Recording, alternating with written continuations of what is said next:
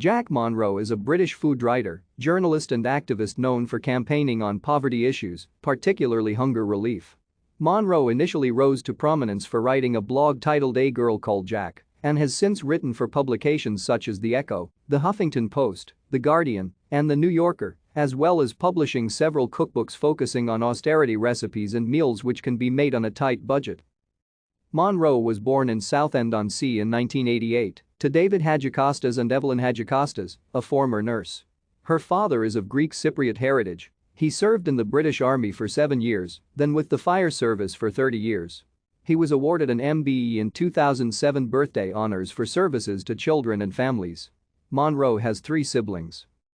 Described as coming from a working-class background, Monroe passed the 11+ examinations and attended Westcliff High School for Girls, a grammar school in Westcliff-on-Sea, before leaving at age 16, bullied and disillusioned, with insufficient GCSEs, to progress to A-level.